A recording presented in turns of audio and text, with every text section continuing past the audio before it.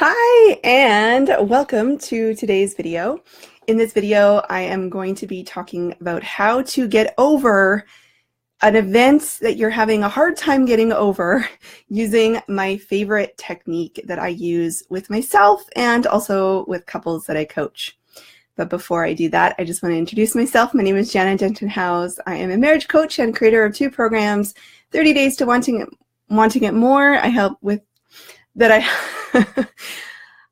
in which I help married women with low libido take sex off their to-do list, and also the Marriage Mastery Club.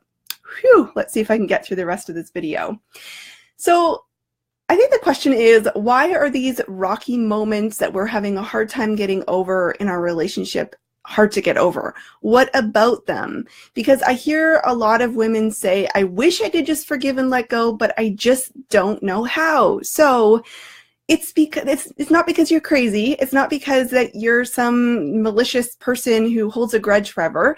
It's because those moments in your relationship were emotionally traumatic. And I know that sounds a little bit like over the top, especially because I'm a coach. I'm not a therapist. I don't usually talk in those words, but it's true. Something about that event was deeply hurtful. You were probably feeling kind of vulnerable in that moment. A lot of these things happen when we're going through transition or when we're sick, or we're just kind of more vulnerable than normal. And you felt abandoned by your partner. You reached out for something, some comfort or some love or some acceptance, and you weren't met with anything, and you just felt completely alone. So these don't have to be huge events in your life, but for whatever reason, whatever the circumstances surrounding it were, you felt really deeply affected and hurt. So I first kind of came across this technique in one of my favorite books of all time. Let me grab it for you here. Hold Me Tight by Sue Johnson. I was reading this not as a marriage coach, just as, someone who wanted to change her marriage and do some forgiveness. And I was reading the chapter on forgiving injuries. I think that's conversation number 5. And so I used this technique. So I went back to this book to kind of find this technique, and I can't find it. So it's actually something that I got inspiration from this book, but I created myself. So what else do we have here? This kind of way of forgiving injuries is a little bit more involved and a little bit more, probably you need the help of somebody else. But what I really wanted to do was simplify it so you can just do it on your own, just like I did it on my own in my marriage. So the whole idea is that it is possible to go back into history and to rewrite what happened, because the basic premise is that people do better when they know better. So in the past, maybe you or your spouse just didn't know enough. You didn't have the right education. You didn't have the right emotional maturity, perhaps. Maybe you just didn't have the right knowledge about what your spouse was going through. And this is for yourself and also for your partner. So, you might have not been very assertive at expressing your needs. If you need to know more about that, watch my last video on how to get over resentment after you watch this video. They're very much tied. And so you really need to kind of just take a moment right now to forgive yourself for not knowing better, and also forgive your spouse for not knowing better. And we're going to take care of that right now. So the idea here, I'm going to get right into the technique, is to go through the event and decide what you want to change. So because you're going to be rewriting history, you kind of need to get a lay of the land, like what actually went down, how did it affect you, and what do you want to have differently? If you could imagine anything about that event or that period of time in your marriage changing, what would it be? So I would suggest doing this alone first, just so you can get your thoughts in order, maybe a little journaling, talking to a good friend, talking out loud in the shower. That's probably one of my favorite things to do, and figure out what is under the hurt. I'm going to give you my own example in a minute so you can get some concrete ideas, but you're angry, you're frustrated, but take it down a little notch. What's under that? What felt vulnerable? What felt scary? What felt like, did you feel abandoned? Did you feel not important, not a priority? Did you feel like you reached out and your spouse wasn't there for you?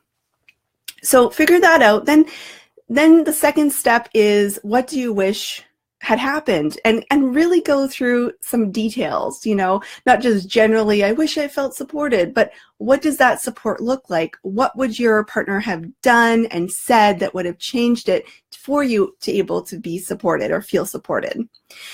And if you don't remember the details, I worked with one couple and she kind of had this general sense of sadness, uneasiness, anger, but she wasn't able to remember the details. And, you know, the details aren't important at all. So just if you want to, make them up, but really it's just getting down to that vulnerable place of hurt. It's important to tap into that because you're going to share that with your spouse. So let me kind of give you my story so you can get some practical examples of how this might happen. So let me set the scene. This was my daughters are 8 and 9 right now. So this was back when my 9-year-old, interestingly enough, was 9 months old. I never made that connection. Ooh, crazy. And we had just gone traveling in South Africa for 2 months with some friends. It was ridiculous that we were doing that because I was pregnant and we had a surprise pregnancy and I was sick as a dog, really, really nauseous. And my oldest was 9 months old. I don't know who thought it was a great idea to go trekking around South Africa in the heat.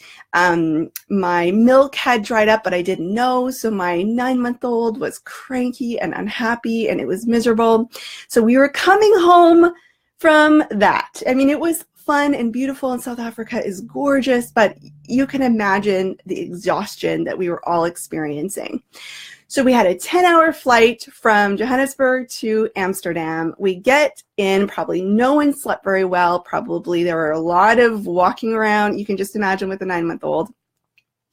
And we got to the airport and my husband was really excited, excuse me, to go out and see Amsterdam. I think we had like a 7-hour layover. He had been to Amsterdam before and he had just had when he was single and no kids, and he had a really great memory of like going out in the city and checking out all the sites and, you know, rushing here and rushing there.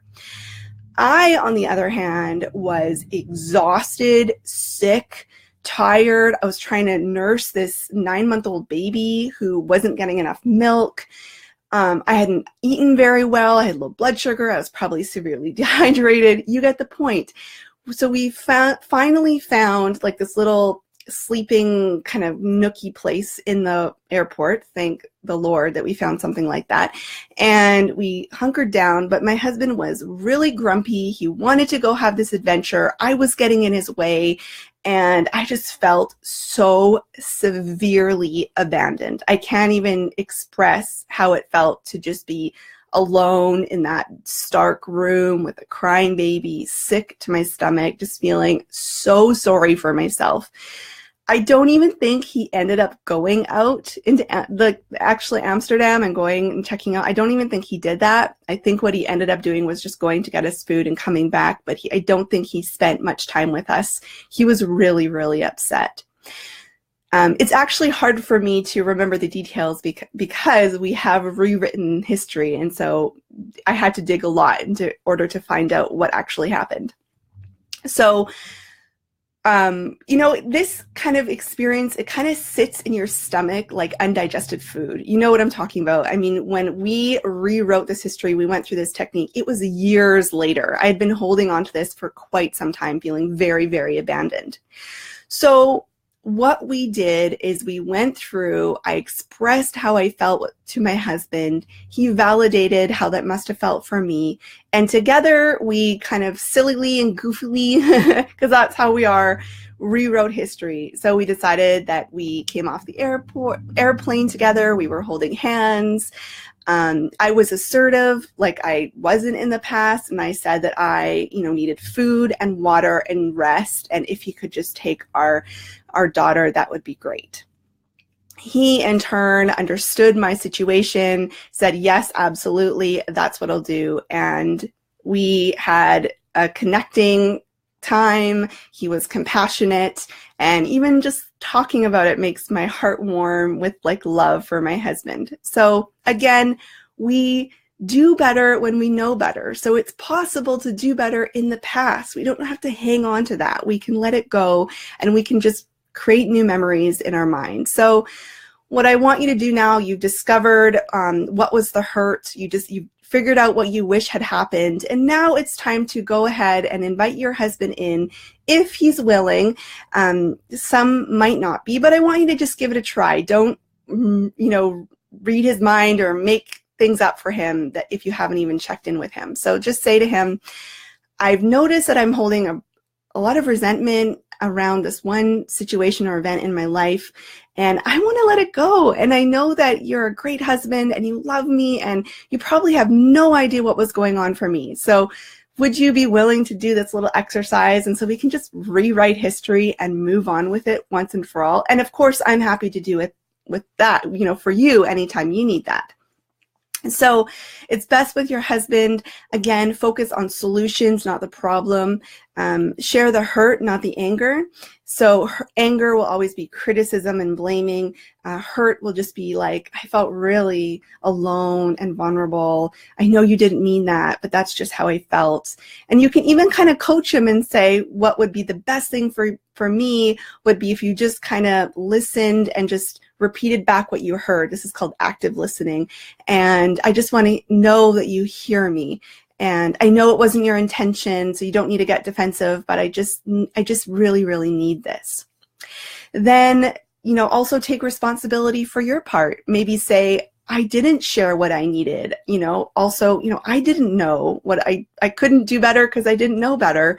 And so take responsibility for that. So for example, in my situation, I think I mentioned this before, but I wasn't assertive. I didn't share what I needed. I wasn't confident in, asking for help. So I took responsibility for that. And then together, rewrite history, decide what it is you want to happen instead. And every time you think back on that moment in time, I want you to think back to the new memory now that you've created together.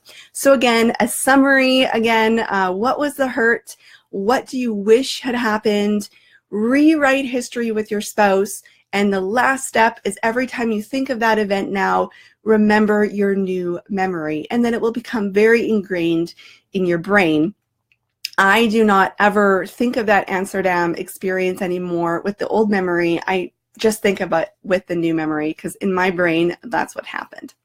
So I would really be curious to know if this works for you, if you try it out. If you do, I would love to hear from you. My email is janna@jannadentonhowes.com. Please send me a message and I will talk to you later. Bye.